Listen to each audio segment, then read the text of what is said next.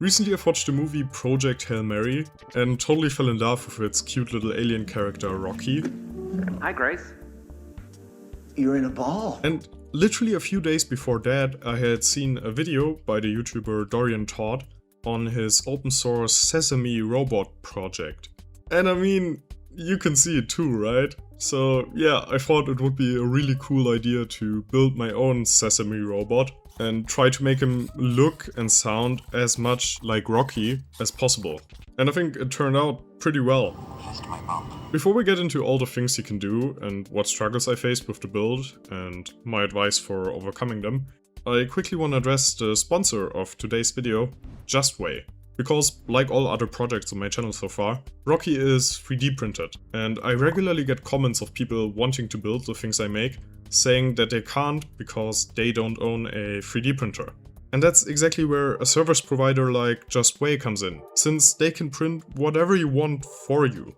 They also offer CNC machining and other useful maker services, and they're fast, precise, and super easy to work with.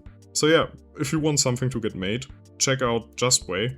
The link to their page is in this video's description. Anyway, let's get back to Rocky.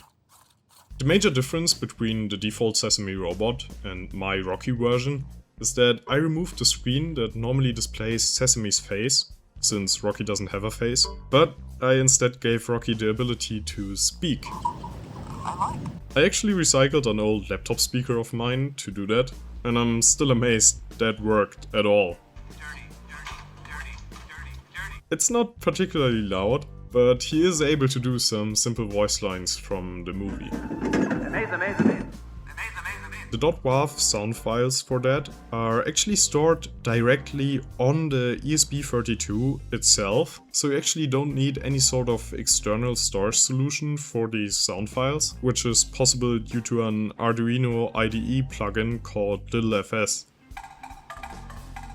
And now, I want to address the elephant in the room, which is that even though I tried, my robot of course doesn't exactly look like Rocky from the movie.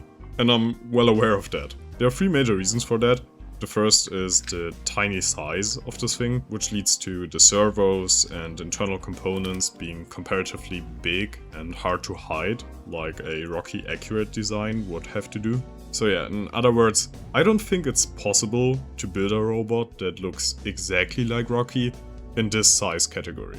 And then the second reason is my laziness, at least regarding me not putting the effort into painting this robot. All I used for simplicity's sake is rock-colored filament, and of course I also tried to design the shell with some rock-type elements and put a rocky texture on it. But yeah, you could definitely improve the Rocky likeness by putting the effort into painting it and designing it in a much more complex way. And then lastly, there's also the limitation that this, in its core, still is a Sesame robot.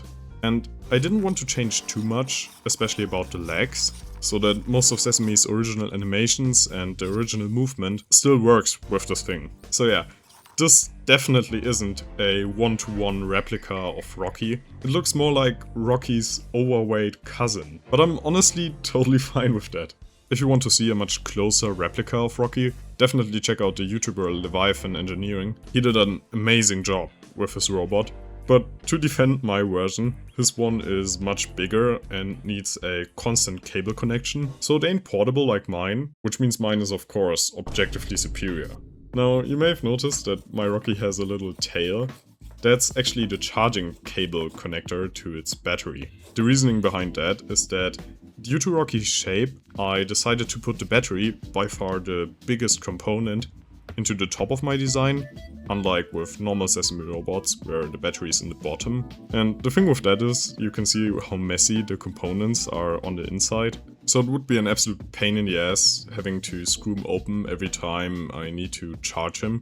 So I thought, since I had to put the on-off switch somewhere anyway, I might as well put the charging connector right next to it. That of course further breaks the illusion of this being an organic alien instead of a robot. But again, I'm actually fine with that, in my opinion. If it looks a bit less clean, but it's much better to actually use, then that's a no-brainer for me.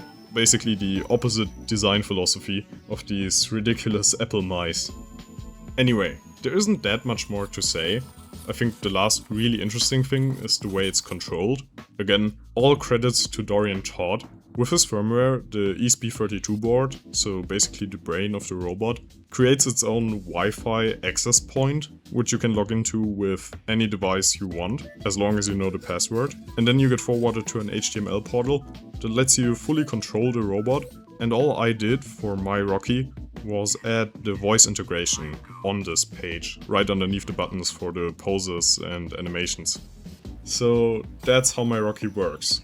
One last thing, if you decide to build it or the original Sesame Robot yourself, I strongly advise you to get this 5V 5A step-down module and some 22 AWG wires for it, because I had some issues where the power draw from all the motors would lead to the robot not working for longer than a few seconds, and the reason for that must have either been my 5V 3A step-down module or my 24 AWG wires. So yeah, those are some details to definitely look out for. Anyway, thank you so much for watching. If you liked the video, feel free to comment, like and subscribe. It really helps. And definitely check out Dorian Todd's and Leviathan Engineering's videos. They're both linked right on the screen. Also, thanks again to JustWave for the sponsorship. And lastly, if you want to gain access to all the CAD files of my projects and further support this channel, check out my Patreon. Thank you.